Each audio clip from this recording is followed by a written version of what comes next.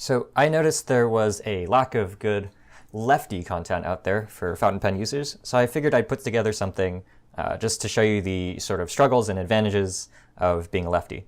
I will say, though, that there's nothing special you need to do in terms of things you need to buy or nibs you need to grind to use a pen effectively as a lefty. Even the inks aren't really such a big deal in terms of smearing and things like that. So I'm going to go over a couple different pens and different nib types to show you how they interact with left-handed use, basically. Now, the first thing I want to say is that there's two different ways you can write as a left-handed person. Well, two fundamental ways you can write, and they have to do with the position your hand takes relative to the page. You hear them sometimes called overwriters and underwriters. It's because compared to the line you're writing, you can position your hand above it with the palm, or I don't know, the fleshy part of your hand resting above the line. Or you can sort of turn the page or turn your body. I can't really move myself because of this tripod, but turn your hand the other way so that the hand runs underneath the line that you're writing. I think this is the less common way, and the more common way is to come over the top like this. Now, the reason for that is a little bit interesting. I think it's because when you think about it, writing on a page is like a flat surface, and there's really only two dimensions you have to play with, right? Left, right, up, down. And that means that any stroke that you make on this page can be broken down into two fundamental sort of motions. And if you look at the letters in English, they're made up of strokes that go in perpendicular directions, basically. Just think about the letter T, right? The letter T has a stroke that goes that way and then a stroke that goes that way.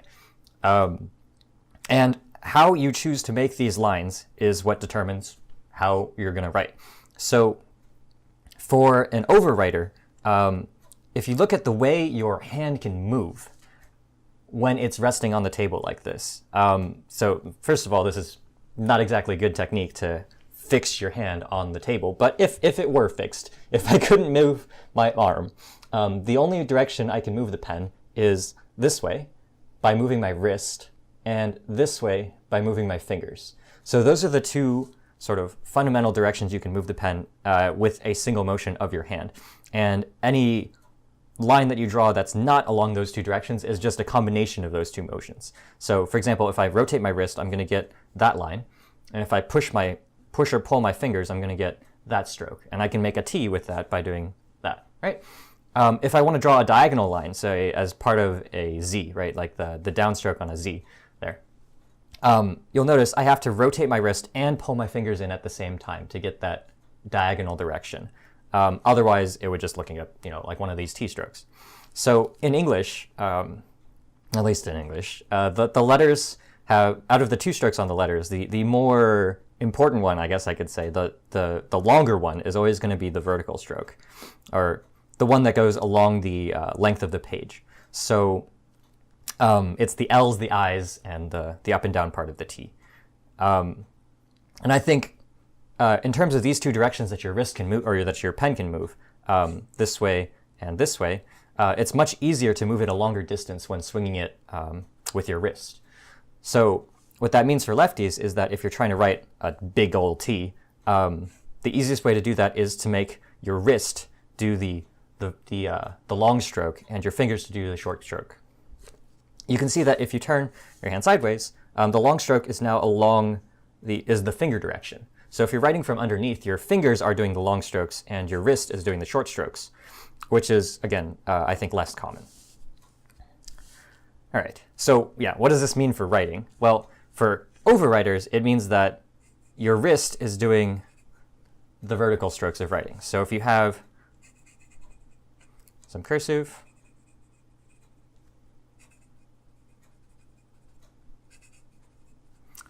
you'll see that, the natural tendency is to have a little bit of a slant. I think that's the aesthetic of good cursive is a proper slant. And because of that, if you want your wrist to give you the vertical or the long strokes on English along that slant, your hand sort of naturally sits above the line. And that is, again, the natural lefty position. For an underwriter, again, there's not just two positions. There's actually, an infinite number of positions anywhere along this spectrum of angles. But for someone who writes directly below, I can't do this that well, but you'll notice that the vertical strokes, or the long strokes of the English language, so the up and downs on the B, the Q, the descender and ascenders on the letters, those things are made by my fingers. And there's a shorter range of motion allowable for those things. But again, this is fine because it also places the palm underneath where there's no ink versus the overwriter, which is up here. And you can see I've already smudged a couple spots right there. That's part of the disadvantage there.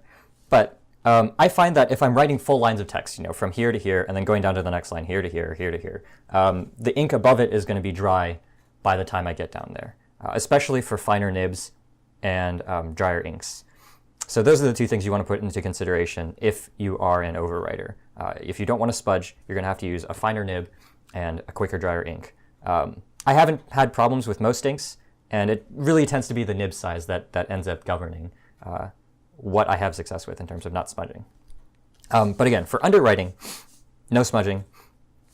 And the long strokes of the English language are made by the fingers. So you'll notice this does not have a slant. This is when I wrote the quick brown, I was going to write fox. The second time, it does not have a slant. That's because I was writing from directly below so that the finger motion corresponds to a perfectly straight up and down letter. If you want the slant, you're going to have to put your hand off to the side a little bit. And again, sort of move along this spectrum on the way towards being an overwriter, but not quite there. Well, not even close to being there, really.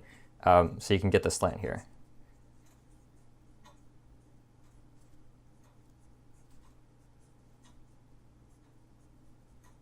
Okay, so you'll notice again that, there we go, nice little slant, right? That I had to pick up my pen a couple of times. And this comes back to what I was saying earlier about bad technique. It's bad technique to fix your wrist and not move your hand at all.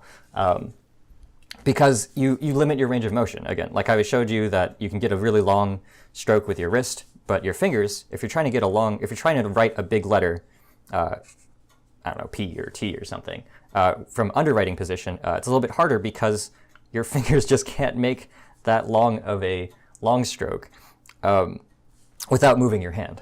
So proper technique in terms of writing in general, even from above, would be to loosen your entire arm and don't rest your hand on the table, but to rest your elbow. So this is off the camera, but rest your elbow on the table so that the whole thing is free to move. And then you can move your arm with your shoulder. What this does is allow you to get not just the range of motion of your fingers, but to pull your entire hand so you can get much longer strokes this way. Now this is important if, again, you're writing bigger, but also just for comfort. So, because your fingers will get tired if you're doing this all day. You want to move your entire arm in order to get smoother writing.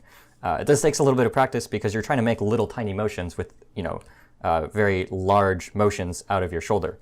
But if you can get used to it, I'm not quite there, but you'll be able to write for much longer without getting sore. Okay. So that's it for the basics of writing, overwriting, underwriting. And now I wanted to show you guys what happens with different kinds of nibs. So this is a 1.1 millimeter stub. So it's going to react a little bit differently to writing. So the thing with the stub is that I'm going to change the sort of naming convention here a little bit, but the thing with the stub is that the wrist strokes, so the strokes that are perpendicular to the pen, are very thin, and the strokes that are parallel to the pen, or the finger strokes, are going to be very, very thick. I don't even know if you can see the thin strokes on the camera. It's pretty small. So what does this mean for overwriters, underwriters, and I guess calligraphy in general? For an overwriter, the nib is at like a 45-degree angle, basically, so that the thin strokes are 45 degrees one way, and then the thick strokes are 45 degrees the other way. You'll notice what this is actually the proper angle for calligraphy if you were a right-handed person. So if you're a right-handed person, the pen is over here, and you have the exact same pattern where you have long, I'm not even going to try, but you have long strokes, thick strokes that go this way, and thin strokes that go this way. All right, for the lefty though, on the overwriter, the only difference is that you're pushing if you want to go down, and you're pulling if you want to go up, which can produce some problems with the nib. And also might just be drying out because I'm not writing and talking. Okay, so with cursive, if you write on a slant like I do, so if you try and write the quick brown fox,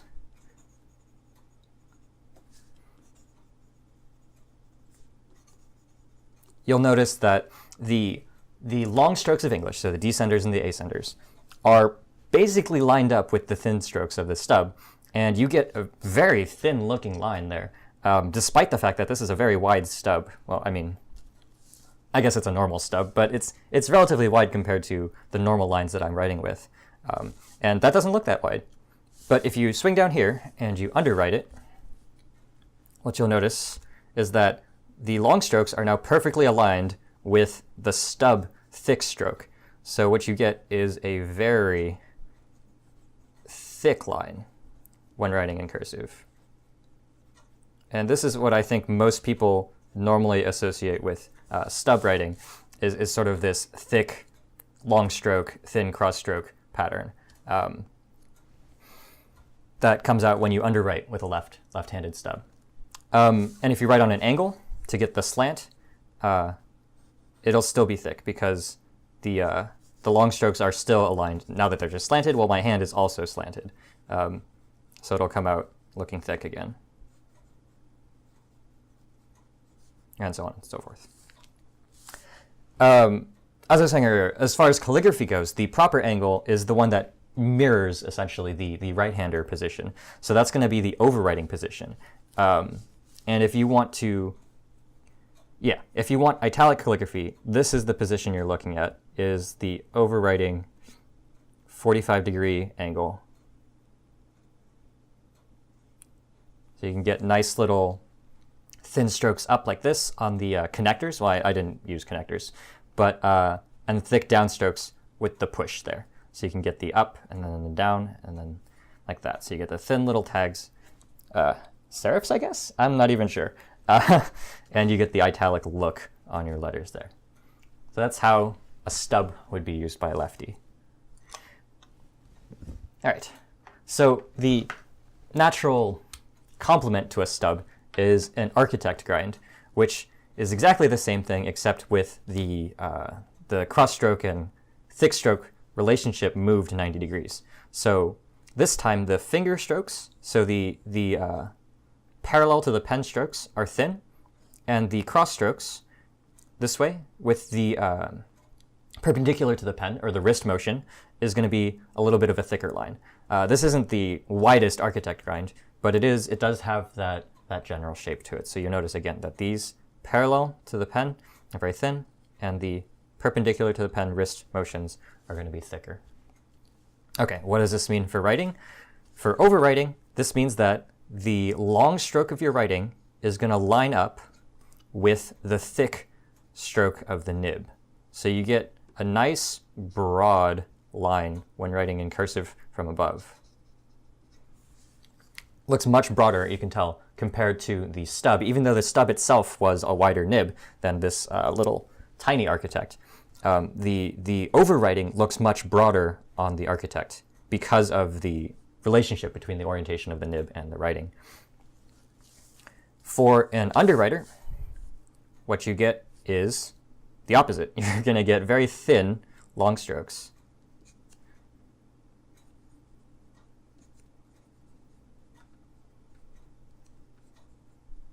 Like that. And again, same thing, if you rotate it, you're going to get thin long strokes this way.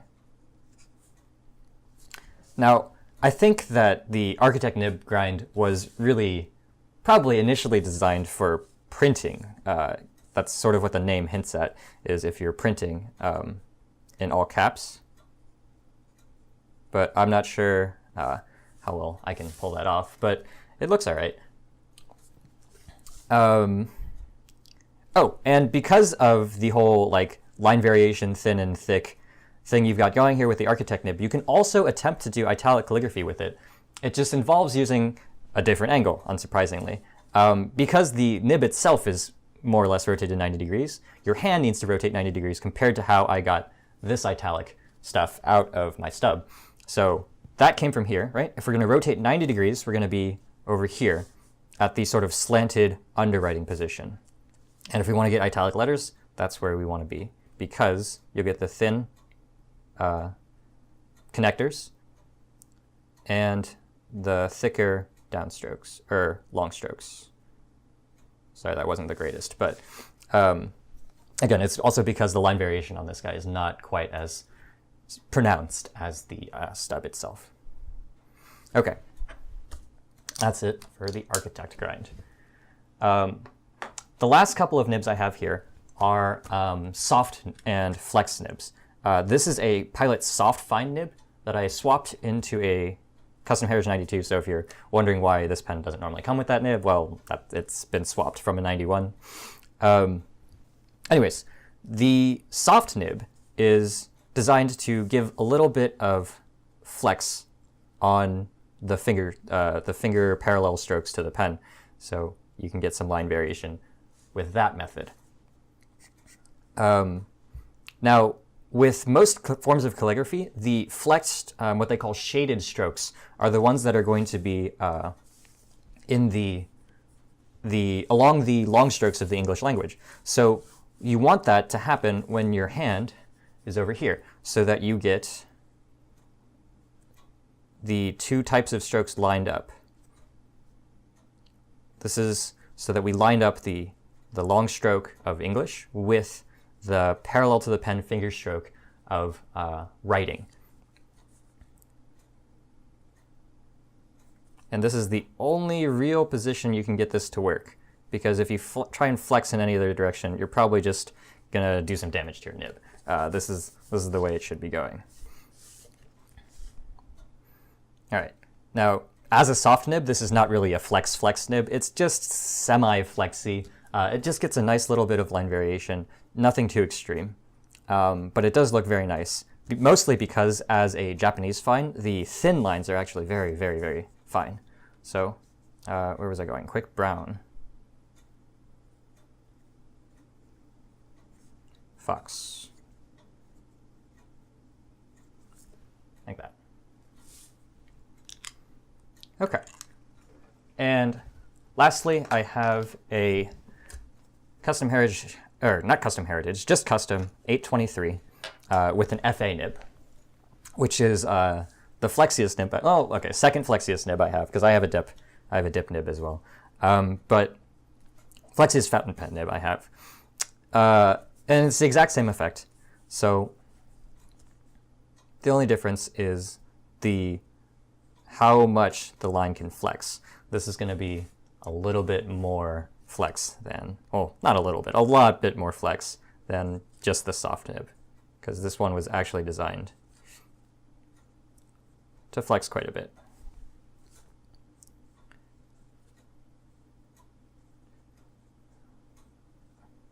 But again, you'll see that I'm holding at a sort of an angle so that the direction of my parallel strokes is lined up with the long stroke of my English letter.